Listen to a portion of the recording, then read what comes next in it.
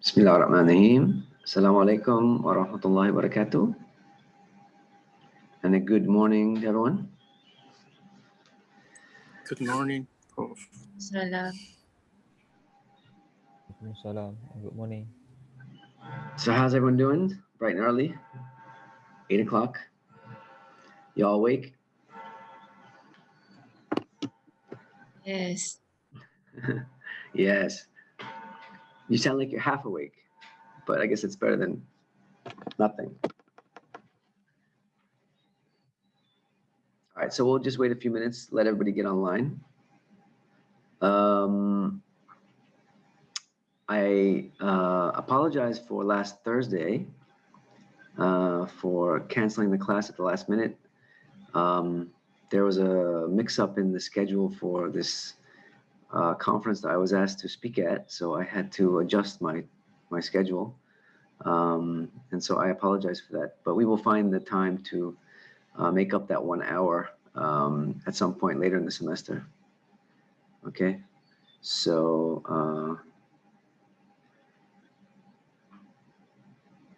I see people coming on now, up to 22.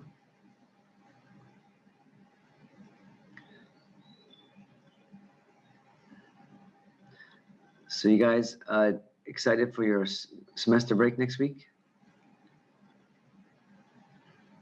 Yes. Yes. Yes. I'm sure everyone's worn out with all the online classes. It's kind of tiring, isn't it?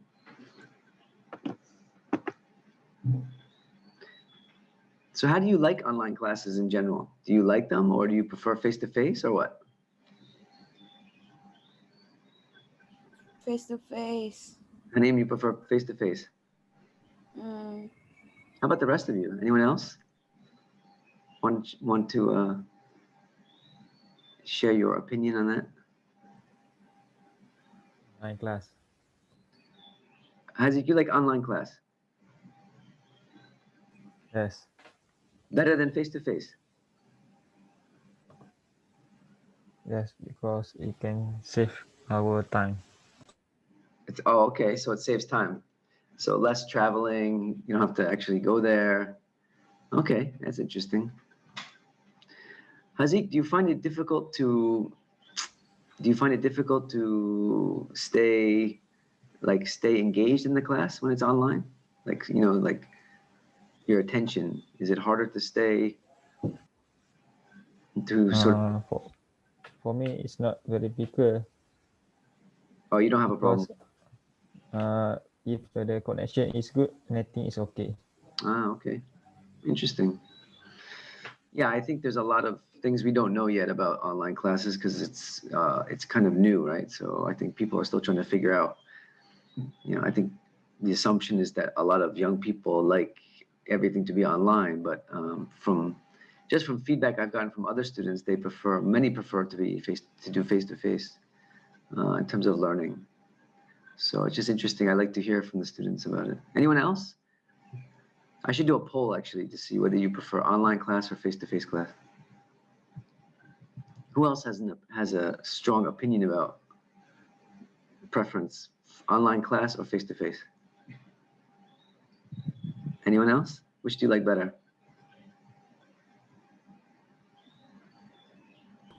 face to face. I know, Hanim, you already answered. Anyone else? Anyone out there? Face to face. Yeah, Shafika, you prefer face-to-face.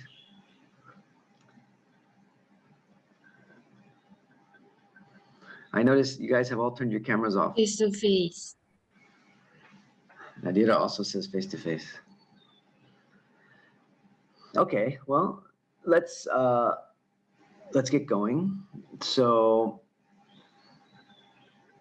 okay, so someone asked a question. Someone asked a question about is this the McFarland assignment? G1? You got a question in the chat box about the homework? The individual assignment, the movie reaction. The movie reaction, yeah. I was gonna actually mention that. So let me just share my screen and open up Pucha Blast. Hold on one second.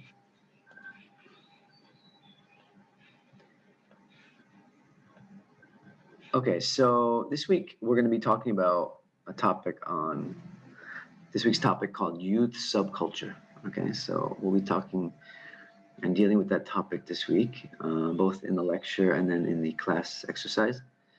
And so, yeah, let's scroll down. So you see here the McFarland assignment, I've pushed it back to 2 weeks from today. Okay, so because I know next week is the Chuti semester, is the semester break, and I had forgotten that last week. So I'm going to give you an extra week to finish the movie assignment, okay? So you have 2 weeks now to do it from today. So no rush. You can take your time on that. All right. So an extra week to do that. The other thing is that, like from time to time, I've been giving you these small in-class assignments, these exercises and stuff. So those are going to be used. I will use those, even though they're not in the formal assessment in the course synopsis, but I will use those later. For those of you who may need some extra points, or those who are like right on the cusp between grades later, between A minus B plus, if you're like right on the border, I will use those assignments, hopefully to help you to improve your grade. Okay, so, do your best with the in-class assignments because they will help you later, inshallah. All right. And I know some of you have asked after the first exam, some of you have asked about whether you can do extra assignments to get your points, to get your marks up. So just focus on doing the in-class assignments really well because those can help you later, okay? So just be clear about that. All right, so these are not like just wasted activities. Of course, they're activities to help you to understand the material and to learn, to internalize the lesson and so forth. So to better understand the content of the course. But in addition to that, they will also be used to help you with your marks. All right. All right, is that clear?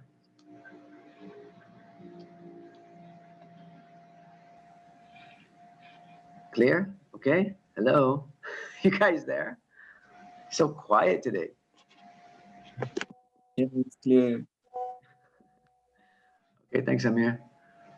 And the other thing is about the exam, first exam. Maybe some of you didn't do as well as you had hoped to do. If so, you can, if you're interested to get your mark back, to see your paper back. Of course, it was an online paper, but I can try to send it to you.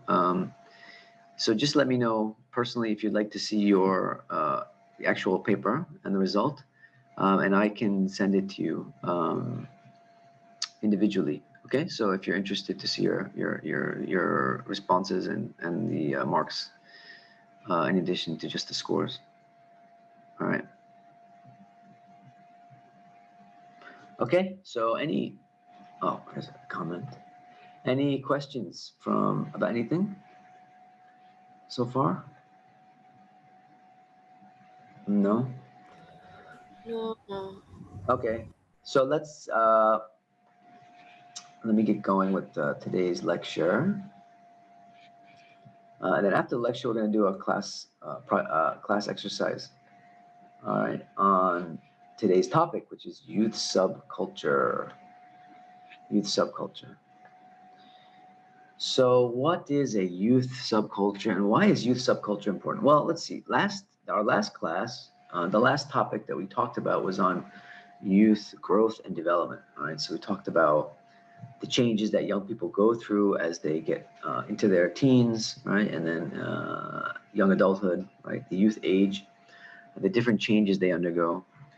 And then so one of the things that we spoke about was how young people begin to go through this exploration stage of identity, right?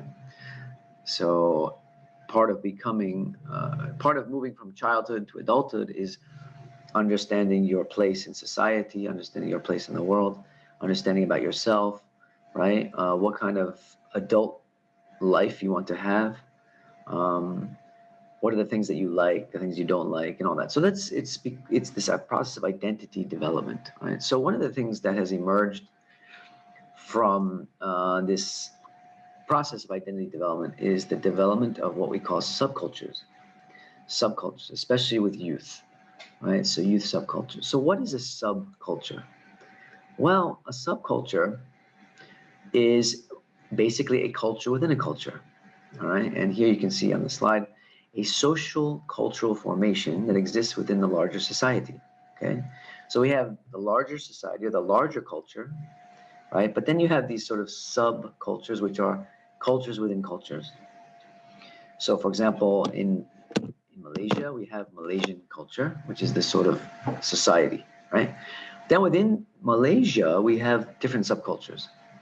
Okay, so for example, the Malay community would be a subculture, a large subculture. The Chinese community, Indian community, right? So there's ethnic subcultures. We have religious subcultures. So you have the Islamic or the Muslim community. You know, you have the Hindu community, the Christian community. Those are also subcultures, right? So they're cultures within cultures.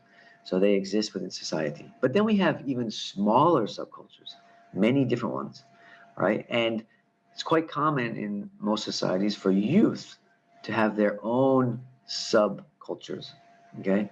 And so these are important for young people because they often have a lot to do with how young people form their identities, all right? They are meaning systems, modes of expression, lifestyles, okay, language, right? So young people's subcultures or youth subcultures are often defined by these things, by certain types of lifestyles, okay, certain types of language that they use, and certain types of modes of expression. Sometimes it's clothes, sometimes it's activities that they're involved in, things of interest to them, hobbies, etc.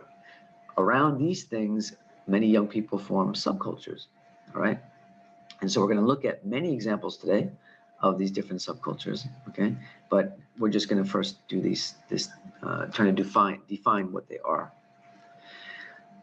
They're developed by groups in subordinate structural positions. Okay, what does that mean? Well, often subcultures are formed by groups who feel oppressed in society, marginalized in society, okay? And it's a response to what we call the dominant or larger systems. So for example, groups that appear to be very oppositional in society, like Mat Rumpit, for example, or like skinheads or black metal groups, or these groups that are, they seem to be going against the dominant culture in society. They are often formed in response to what they feel is oppression or marginalization, okay? Meaning they're not being heard in society. They're not being seen in society, right? They're not being recognized as being important in society. So they form these groups to oppose society. Gangs are a perfect example of that, all right? So you have gangs. Many gangs are very violent, right? And they engage in a lot of crime, drugs and theft, and even sometimes violence, right? So that's often a response to the way they feel they're being treated by others, right? So they're not getting the respect that they deserve, right? And so there's always strength in numbers, right? So that's why they form groups, right? So gangs are powerful in certain ways because of the fact that they have numbers. They have a lot of numbers, right? They have a lot of people, a lot of young people that join the gang, and that strength lies in their numbers. And that's what gives them this power, right? This power over other people. And a lot of that power is through fear, right? They put fear into people, and that's the way that they express their power, right? But it's important to recognize that this is often a response to the way that they feel they've been treated, right? So youth subcultures are often a response to what is perceived as oppression by the larger society, right? So it's, in many ways, it's young people's attempts to solve injustices, right? What they perceive as injustices rising from the wider or the bigger society. Okay. Any questions about that? Please feel free to ask questions, guys. one of the things that I noticed about your first exam, there were a lot of questions that were relatively easy questions that you didn't get right. And I think it would be helpful if you asked more questions in class. Okay, so feel free to ask questions. Okay, in my class, there's no such thing as a bad question. Okay, you can ask any question you want. All right, don't feel shy. Even if you feel like you don't understand something I've said, or you need me to explain it a different way, please feel free, no problem. Okay, so here you can see on the right side, these are some examples, some pictures of subcultures, right? The top one here on the right is from somewhere in Europe, I think, a European group. But the bottom one is a Malaysian group, okay? Hip hop, for example, hip hop groups, that's one of the subcultures. What does a subculture provide youth? Why do young people get involved in subcultures? It creates an alternative social reality, okay? And it's often rooted in class culture, like in a lot of countries, especially like in European countries, you have like working class young people who form subcultures, upper middle class youth who form their own subcultures.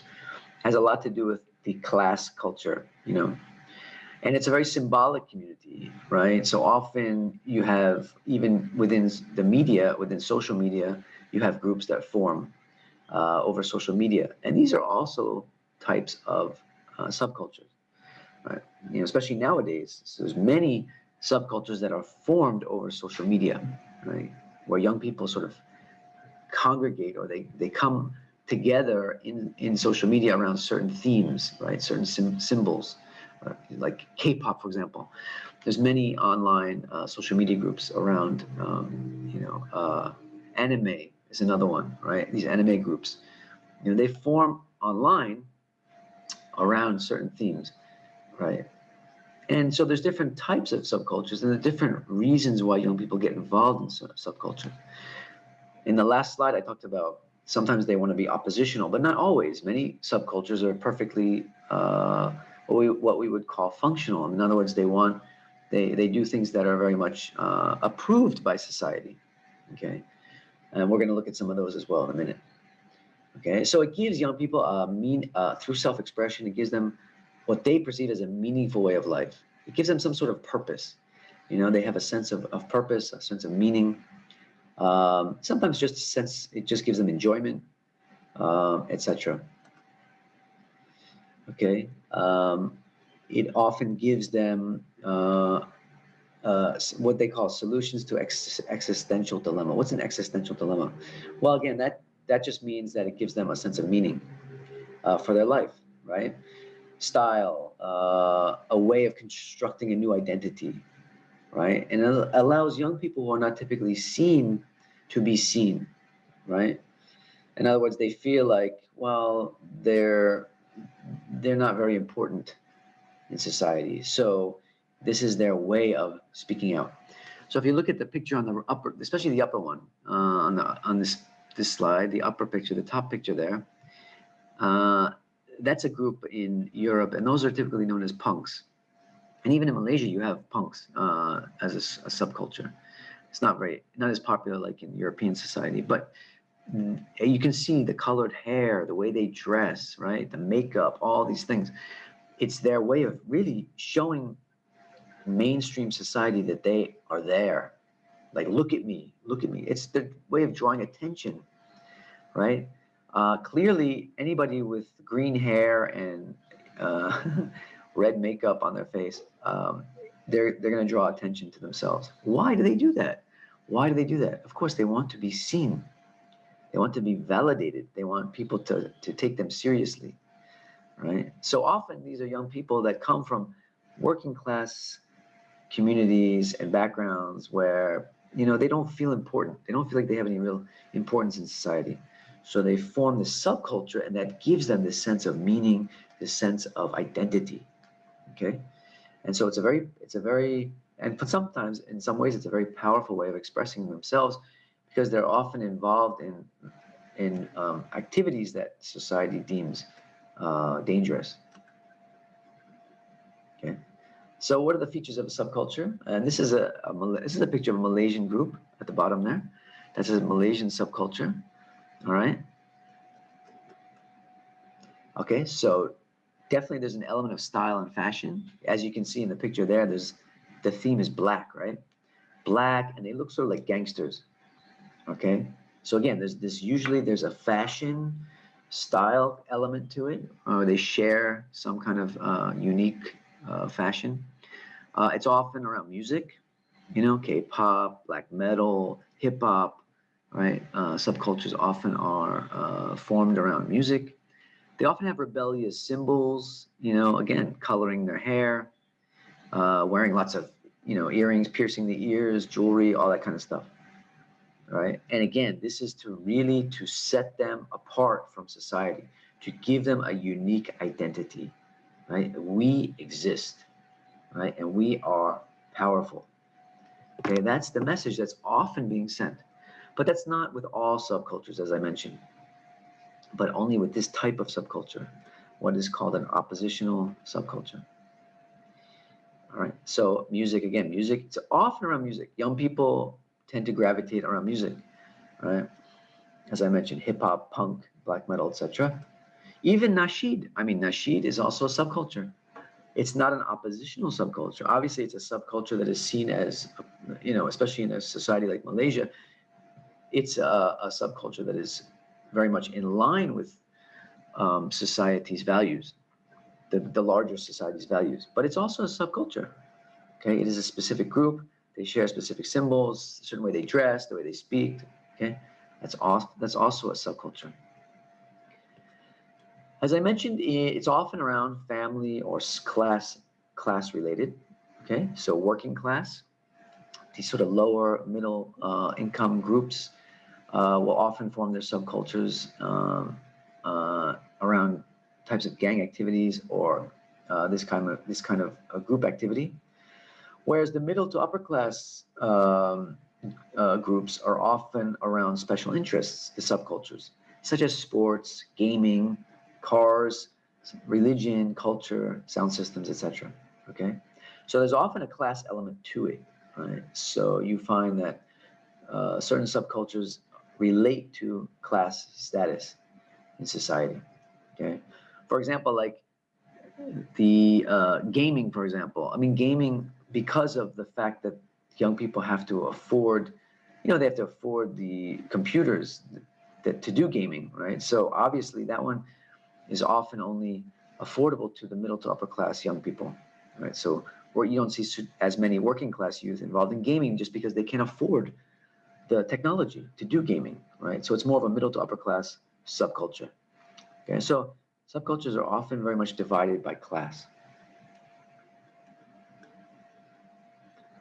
Okay, so more elements of subculture. They have relatively unique values and norms. Okay, like I mentioned, dress, music, but also values. You have some subcultures that like to do volunteer work. You have this sort of the youth association, volunteer youth. That's a subculture. They do a lot of volunteer work in the community, right? They share certain values. Okay, and those are more positive values. But you also have those with more negative values. Okay, so but either way, what makes the subculture unique is the fact that they have their own values and norms, right? They often share a special slang. Okay, they sort of speak their own language, right?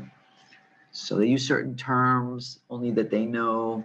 They refer to certain people that only they know. Language is a big part of subculture. Okay, and I'm sure if I ask you, can you think of a subculture that has a unique slang that goes with it? I'm sure you can easily name several, right, in Malaysia. And I'm sure some of you are even part of these different subcultures. Maybe you're not even aware of it, but you are. They have separate channels of communication, okay?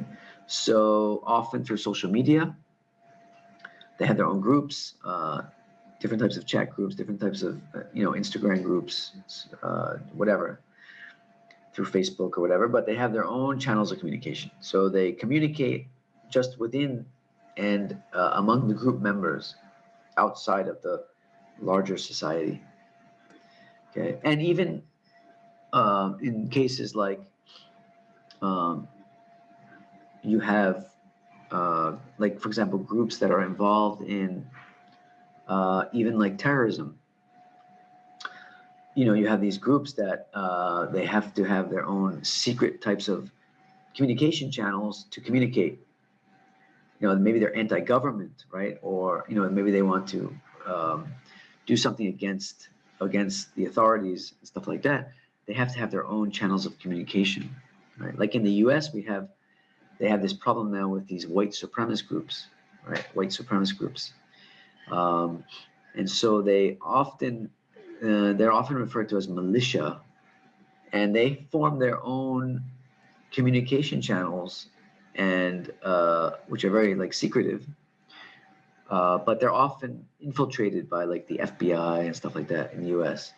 Right? So they set up their own channels of communication in order to do that. Okay, so this outside of the mainstream, obviously, this is not something you're going to find on regular Facebook group or something like that. It's very secretive, but again, it is a subculture, and we would refer to that as a deviant subculture.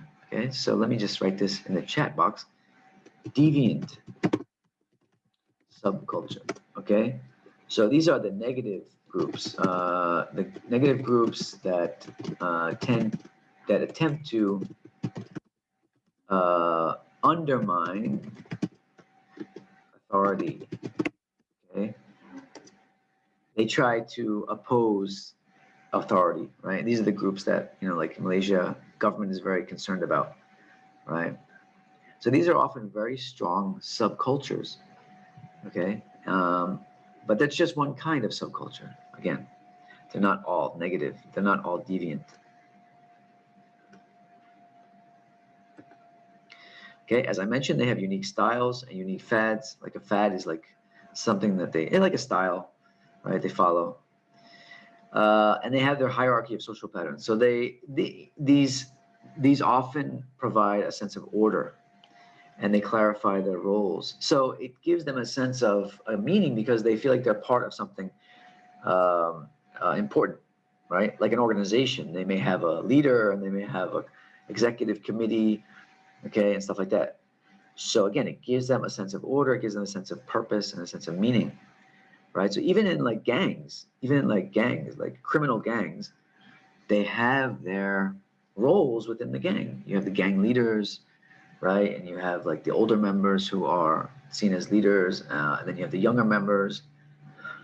And then like younger members even have to go through like rites of passage, you know, they have to do something, you know, engage in some kind of criminal activity in order to be accepted into the gang and stuff like that. Okay, so they have a sense of order within the subculture to give them that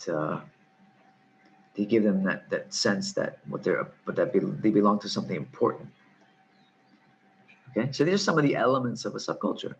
They can be very organized. They can be very structured, right? And they're often receptive to the charisma of leaders. So charismatic leaders are a very important part of subculture, right? So if you have leaders that people gravitate to, right? They go, oh, you know, this guy, he's so charismatic. He's such a good speaker, and he's, you know, I want to be like him. I want to follow him, right? Or her, or whatever. So young people are often attracted to these types of charismatic leaders, and these are the ones that tend to really gain a lot of the respect of the young people because of their charisma. What is charisma? Who can tell me? Do you know what the word charisma means? Apa charisma?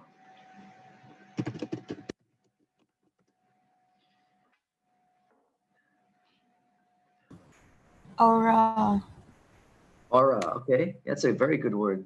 A very good way of describing charisma. Aura. So what's aura? Charm. Yeah. Exactly.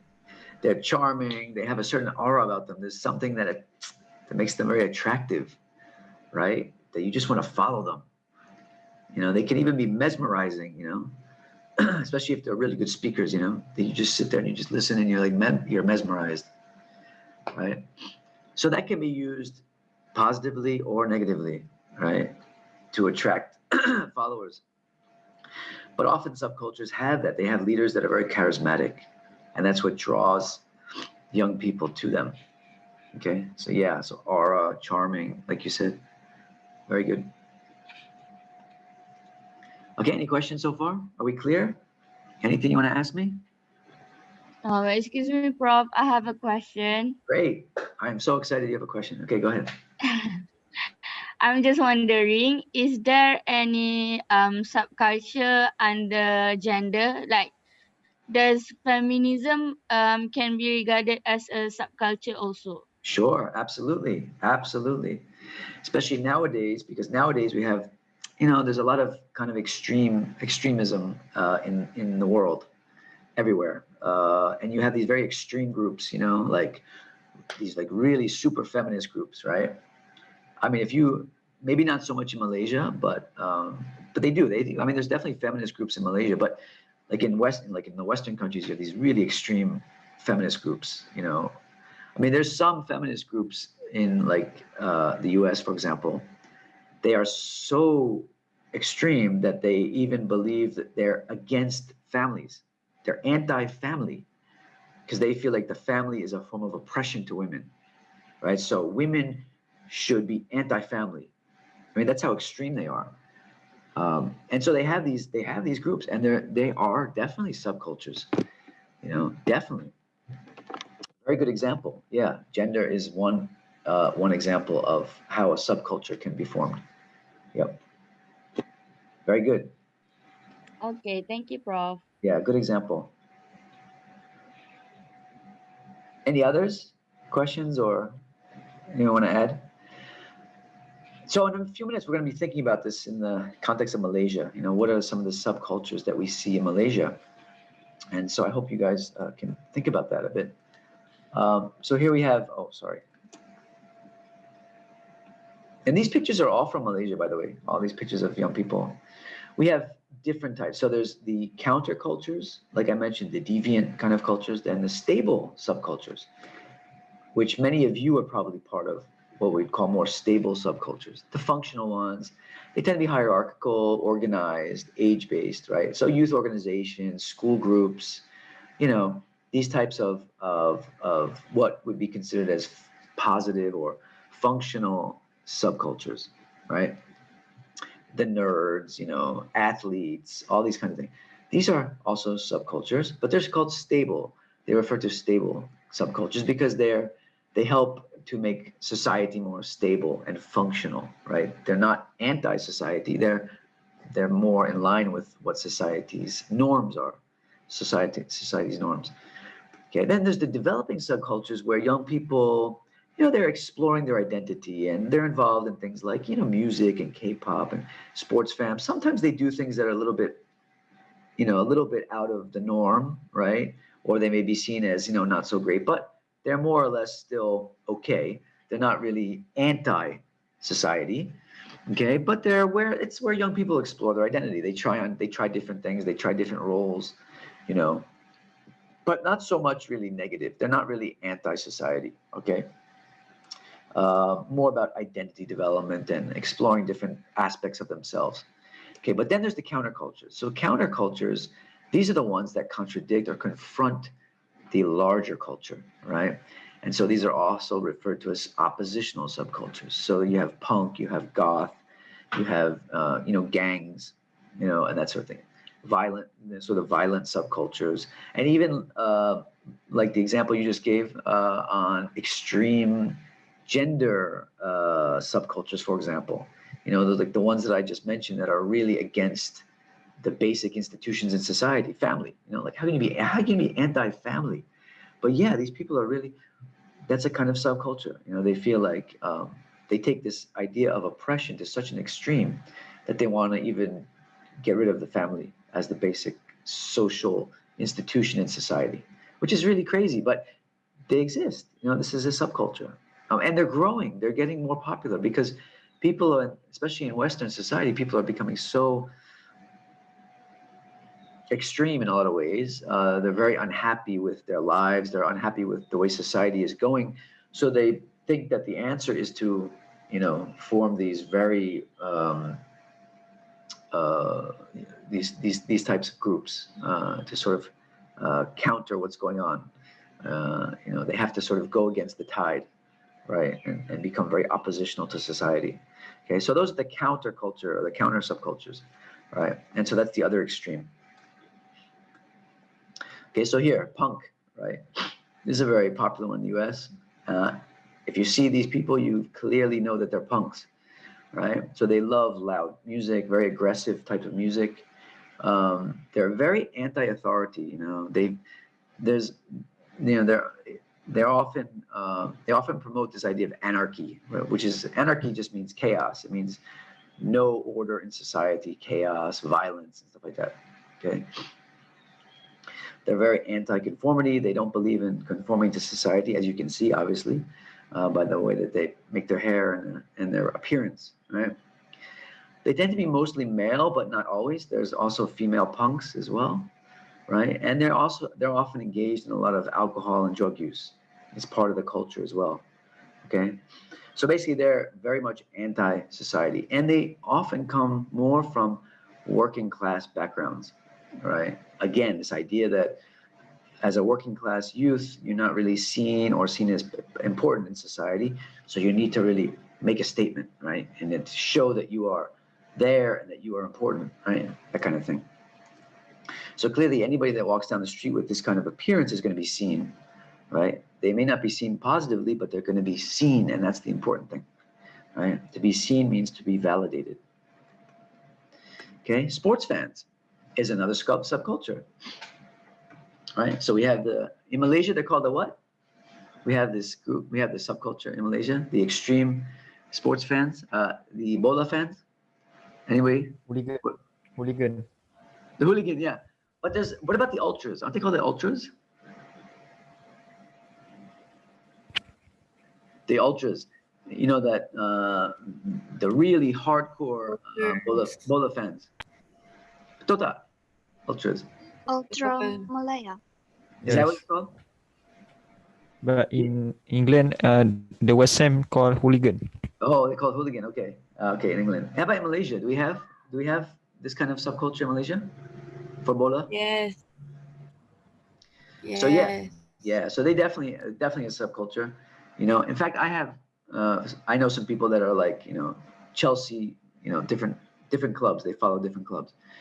What's really interesting about some of those fan clubs, though, is that they actually do a lot of very pro-social work. Like I know someone in the Chelsea Malaysia fan club, and they'll even do like charity work. They do work with Rumah Anak Yatim and stuff like that. So, not to say that all these groups are negative. No, definitely not. They do a lot of positive things as well. Okay, but it's its own subculture. They have their own symbols, they wear the jersey, and they have their own language. They talk about the club, and they talk about the match and stuff like that. So they are their own subculture, right? Sports fans. Okay, here's another one, goth. I don't know if do you have goth in Malaysia? Do you know, is there goth subculture in Malaysia? No. Not sure. Yeah, so this is another popular one in the Western countries, but they tend to wear black. They like that sort of vampire look, and they do things like. So they're similar in some ways. They're similar to punks in the sense that they often get involved in drugs and stuff like that. But yeah, they do these really dark things. Like these very almost satanic kind of things. They like to gather in cemeteries and all this stuff. But there's range. They're not all involved in a lot of negative things. Some it's just really their appearance and stuff like that. Others they're more involved in kind of negative activities and behaviors. But this is quite a popular one. And now they have this thing called the emos. Emos are also like goths, but emos are very dark. They're a lot of young people that experience a lot of depression and they're very suicidal and stuff like that. They're called emos. So here's some pictures of Malaysian subcultures. So you can see here, you have obviously Mat Rumpit is a subculture. You have the sort of rapper hip hop subculture. This one could be gang members, black metal, skinheads. I didn't realize in Malaysia you have skinheads. That's a subculture. Art, artsy kids that are involved in art, different types of art, could be considered a subculture depending on the type of art that they do. Drama can also be a subculture, right? This one, I'm not sure what this one is down here, but it looks like some sort of related to music or something. Okay, so in Malaysia we have lots of different subcultures as well, right? So this is common in a lot of countries, especially more of the developed and the middle income countries. Like Malaysia is a middle income country. I don't know if you realize that, but you're not really a developing country anymore. You're considered a middle income country, right? And so this tends to be more prevalent in these types of societies. In developing countries and low income countries, you don't see this as much. Can anybody guess why? Why do you think these type of subcultures are less popular in poorer and developing countries? Why do you think that might be? Can anybody guess? They tend to be more popular in more developed countries.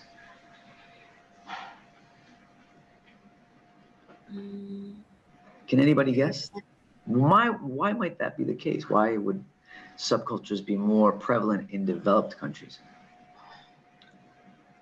Because they don't have the medium, the technology to access, like to see these cultures. Like in Malaysia, most are like, skinhead, hip hop. Most of it is not. It's not what it's from the local people, because maybe they saw the skinhead thing, the emo thing on YouTube, Right. other social media, and then they followed. But in other, less developed country, maybe, the access for internet, for platform like social media is still very low. Okay. Yeah, I would agree. I totally agree. I think that's definitely definitely one reason. Absolutely. Yeah. So Nabila also mentioned here less access for entertainment, music, and stuff. Yeah, absolutely. I mean, that is one influence for sure. That is one influence for sure. Anyone else have any idea?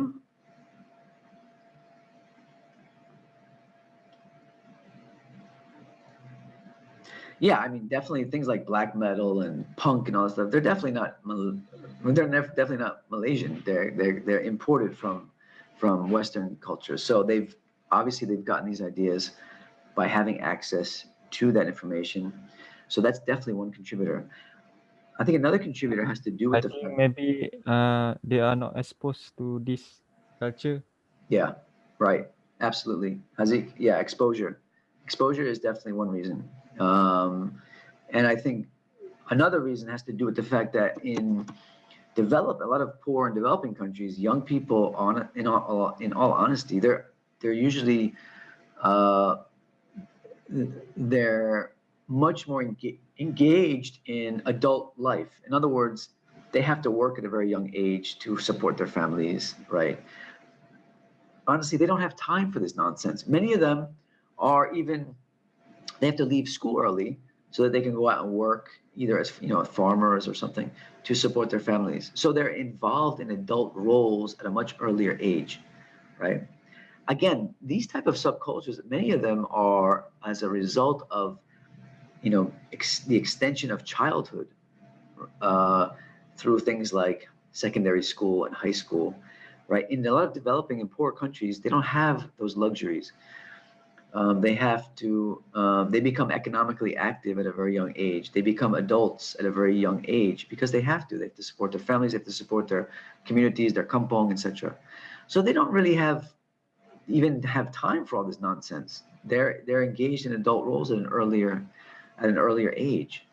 Whereas in developed countries, because they've extended childhood, you have the Industrial Revolution, and then now, I mean, you guys don't even really enter the world of work until you're like 23, 24, right? Whereas in the past, and then in a lot of developing countries, at the age of 14, 15, they're already working, right? Because they have to support their families. So that's another, I think, big reason is this, it's just structural, and it has to do with the fact that the country is less developed. So young people don't have the luxury of putting off adult roles until they're in their 20s, right? They don't have that luxury.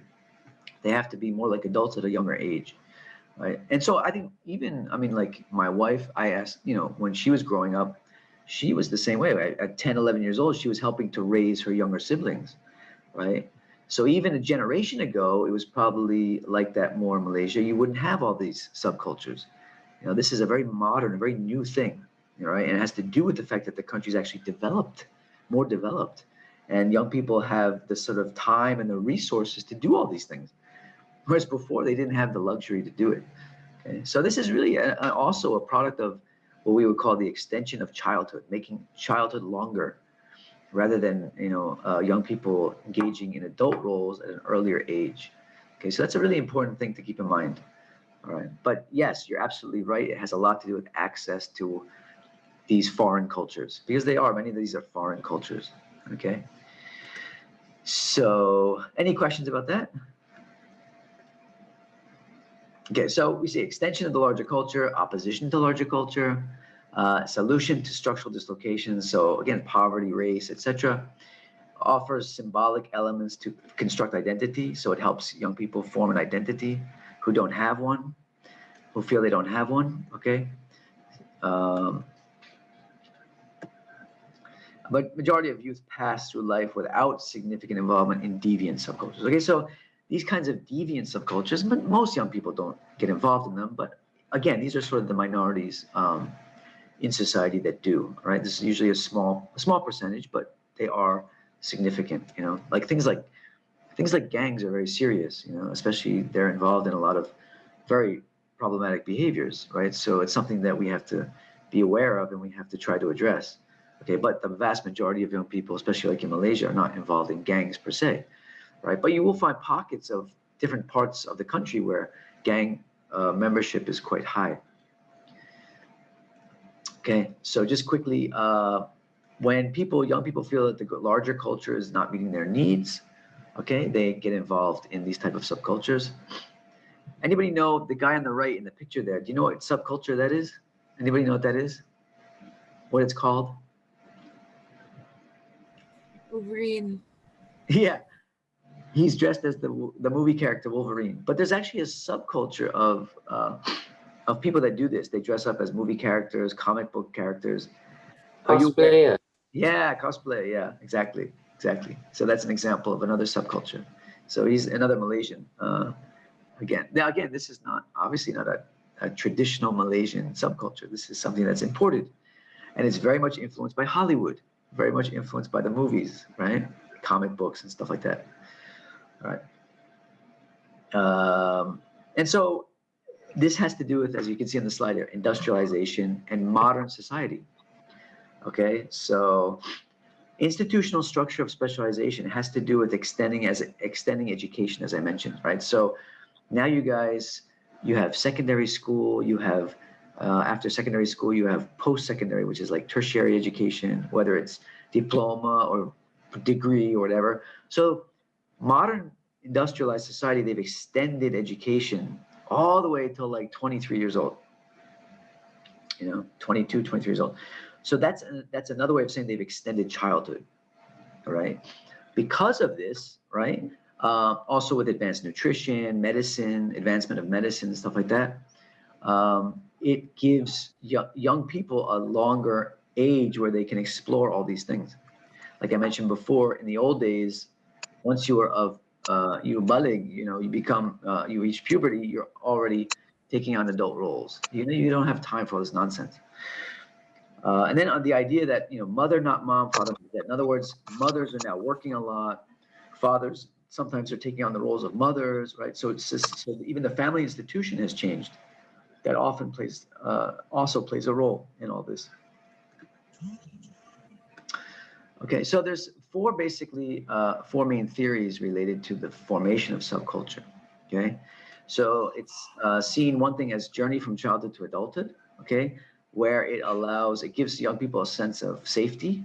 All right, so basically surviving the world. All right, so it gives them safety, a sense of safety.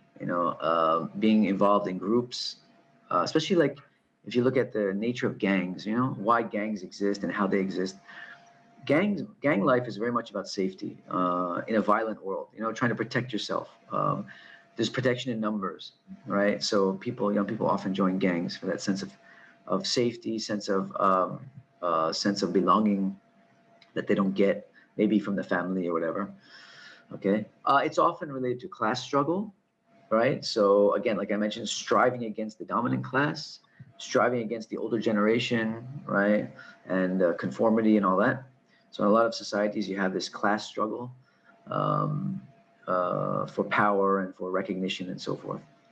Okay, it's often a form of rebellion, right? Shock tactics, like those punks just now, that's really shocking. You see a young person walking down the street with that red hair and all that. It's a shock. People look and go, whoa, that's the whole point. They want to shock people.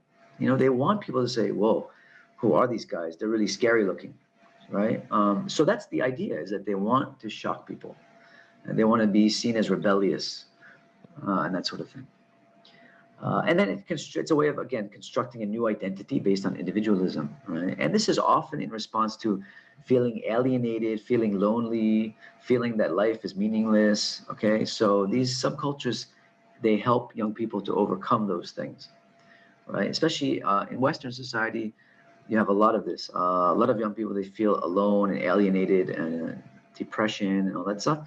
So these kinds of subcultures help them to deal with those aspects of youth. Okay, so these are the four main theoretical sort of reasons why young people get involved in subcultures.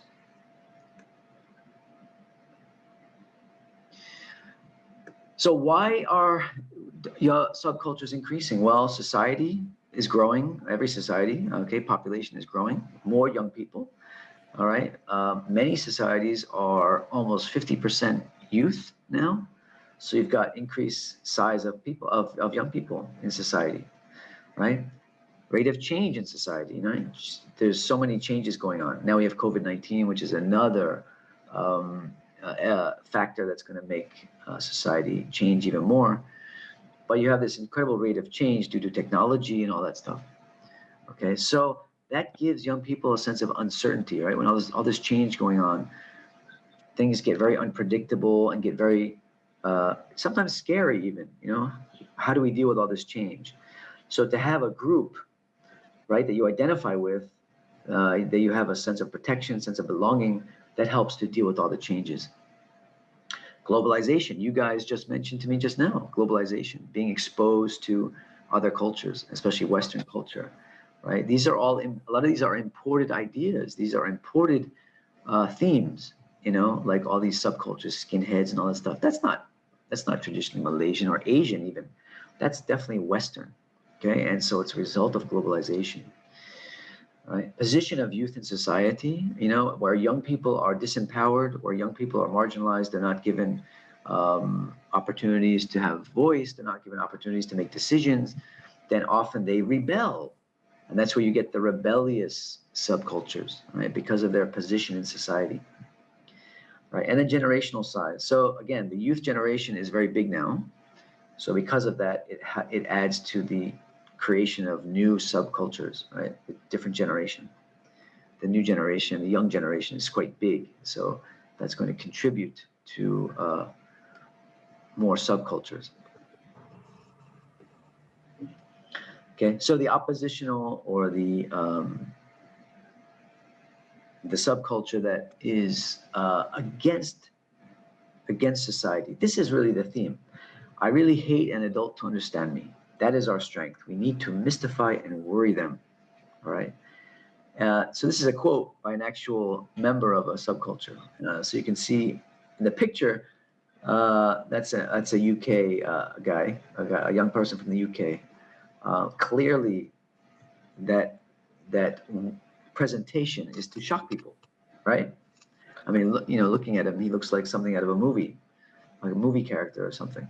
But this is the mentality of these types of subcultures. Their goal is to shock the adults and to shock society, right? To draw attention to themselves and so forth. Okay, so you can see the quote there really sends the message very clearly.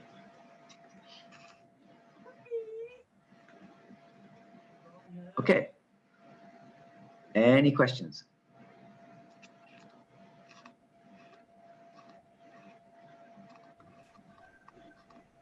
Questions?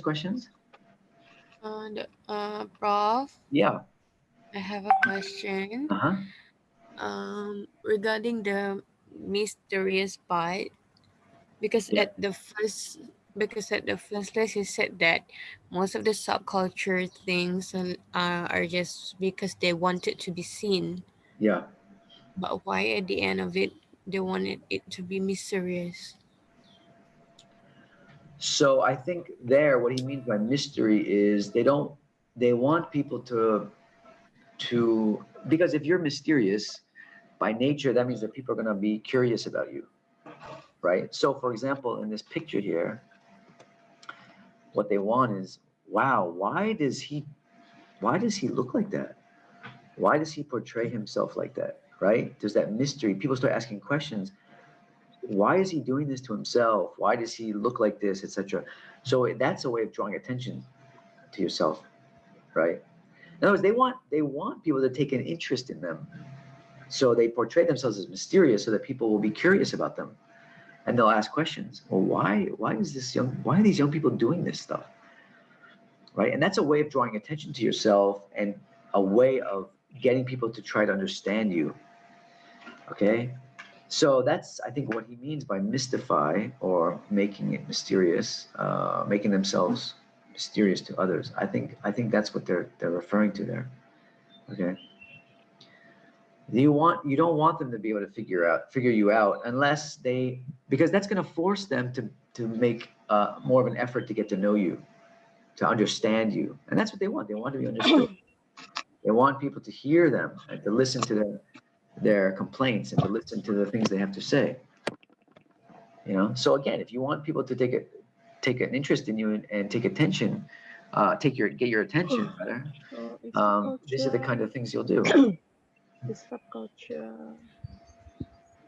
Okay, does that answer your question? Yes, thank you, Prof. Okay. Anyone else? Anything not clear, or you want to ask?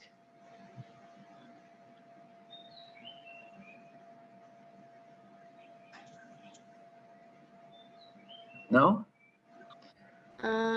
Doctor, Yeah. another question. I'm sorry. Sure. Yeah. Um, Don't apologize. because at the earlier part, my my connection was unstable. Okay. So regarding to the assignments, the movie review, Okay. is there any, the format what you want to have in the? Oh, okay. So if you look on the only format I have, the only thing I require is on Putra Blast, as you see there, the course assessment in the beginning. So no particular format, just somewhere between 3 to 4 pages. Okay, and answer those 4 questions. Okay, so 3 to 4 pages, you can do double spacing, it's fine. Okay, you can be double spacing. I don't mean single spacing. Okay, so all I ask is to answer those questions as best you can and try to include some of the what we discussed about youth development theory. If you can apply any of the youth development theories to what I'm asking in the questions, or what I've asked in the questions based on the movie, that's also good. Okay, if you can include those elements. So try and work in the youth development theories into your responses.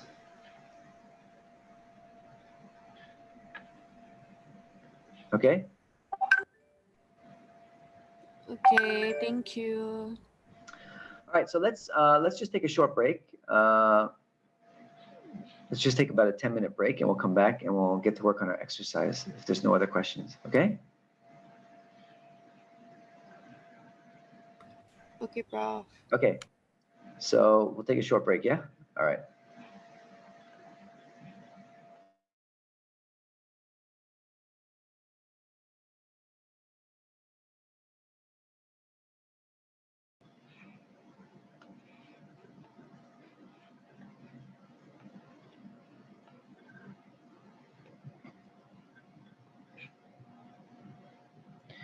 Okay, Bismillahirrahmanirrahim. You guys back? Can we start again? Yes. Okay, so we only got about 40 minutes, so we're gonna do this little exercise. I'm gonna break you guys up into groups of like 4, okay? And I'm gonna ask you to develop a new subculture, okay? Each of your groups, okay? So that subculture, I want you to be very creative, okay? That subculture can be based on anything you want, okay? It can be politics, sports, vocation, music, art, whatever. Marginalized group, you come up with it, okay? And I want you to identify the shared characteristics of the subculture. Okay, so what is its purpose? What is the common need among the group members? Does it have its own language? And language, I don't mean actual language. I mean, are there certain terminologies that the group shares, or what are the sort of language characteristics of the group, if there are any? Do they have their own unique clothing? Do they have their own behavior, activities? What are they? Okay, what is it that the group, as a subculture, the group shares its characteristics? Okay, how will membership in the group be determined? Is there some sort of insider outsider criteria? What constitutes who gets in and who gets out of this subculture? What is the subculture's relation to the larger society? Is it oppositional to society, or is it complementary to society? In other words, is it pro society, or is it anti society, anti-social or pro-social, essentially? Okay, and what are the subculture's main activities? What kind of activities do the members of the group engage in this subculture? Okay, so I'm gonna break you up into groups of 4, and then you can sort of figure out how you want to answer these questions. Okay, on Puja Blast, I have provided. Let me see here. Sorry. Hold on a second. Puja Blast, I have provided the Padlet link. So you can just click on the link, as you can see here at the bottom, all right? And you can post your answers on the Padlet. And then we will go through them tomorrow. First thing, tomorrow's class, we'll go through the answers, okay? So is that clear? Any questions? So also in Puja Blast, the questions, I've repeated the questions here. Okay, so the same questions here, along with the Padlet link, okay? So what do you think? Any questions about that? Is this clear on what we need to do?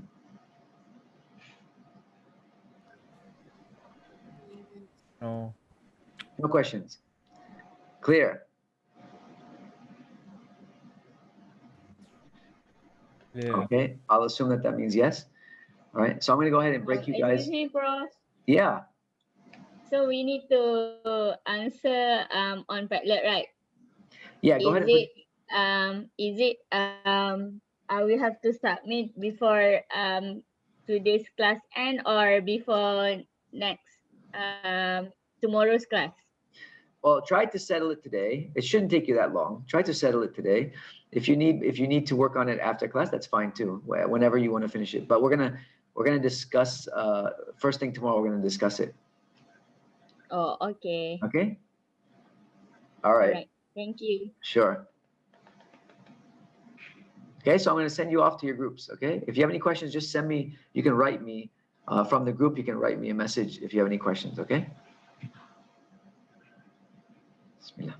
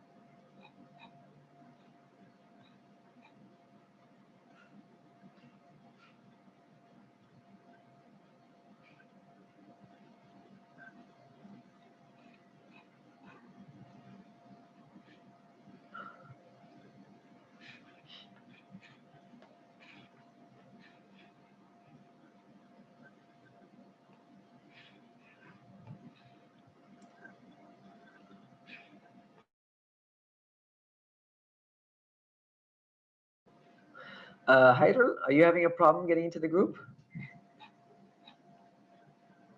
Oh, there. Shafika? Okay, Shafika. I Oh, you're not I just assigned. left like right now. I already in breakout room 1. Oh, okay, I'll So send you how back. to I'll do send that? you back. Okay. Thank All right, you should be getting the invite now.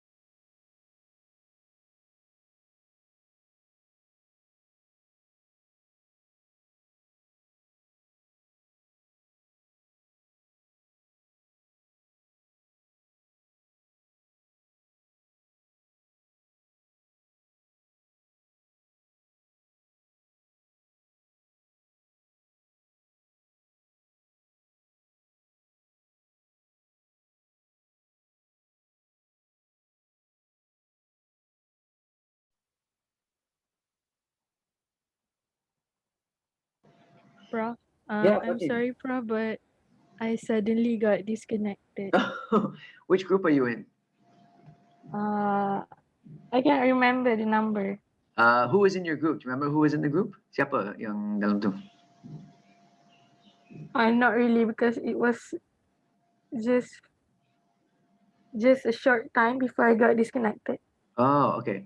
I'll send you to room 7, which is with Aisha and Siti Aisha and Aisha Radia.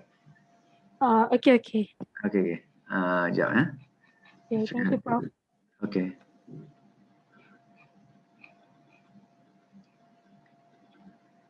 Do you see the invite there? Oh, okay, okay.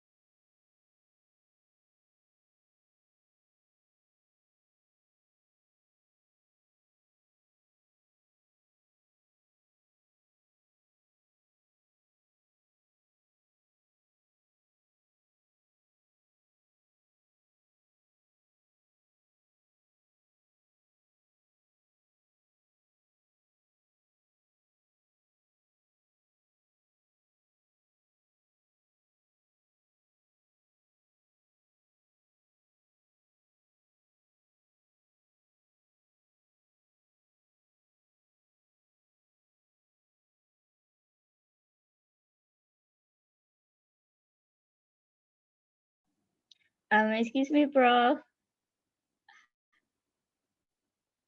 Yeah, sorry. I lost connection just now. Oh, Could you please assign me back?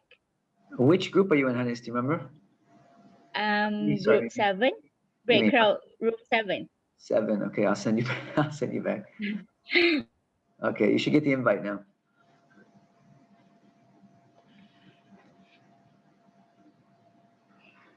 Do you see the invite there?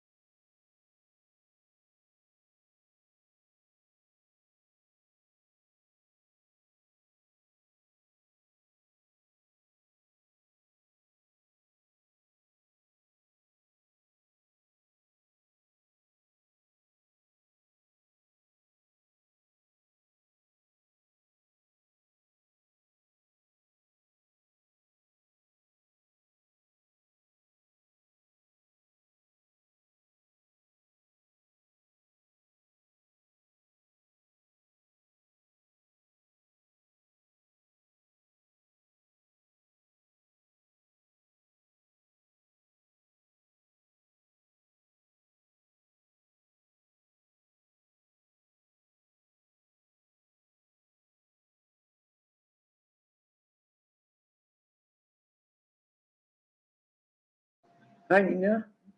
Nina, okay? Did you get kicked out of your group? Nina, Yeah, what happened? Did you get I kicked have out of your like, no, no, I just, I just like woke up. Oh, you just joined the class. Yeah, Oh, okay, okay. Well, they're doing a group activity, so I will just send you to one of the small groups and you can join them, okay? okay. All right.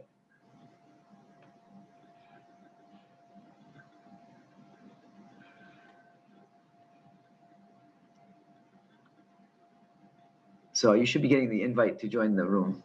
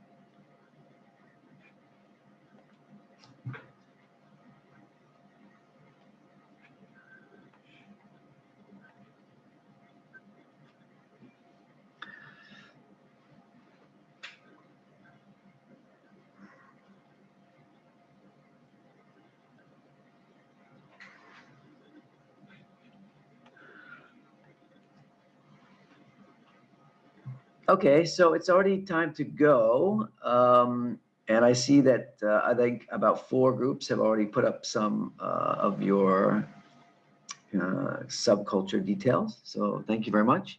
For the rest of you, try to finish up before the class tomorrow. Okay, so maybe tonight you can work on it or whatever, but I don't think it'll take you too long.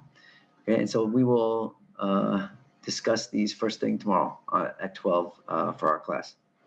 Okay? Were there any problems? Did anyone have any problems? Were you having a difficult time doing it? I see that about 7 groups didn't put up anything yet. So was there any problem?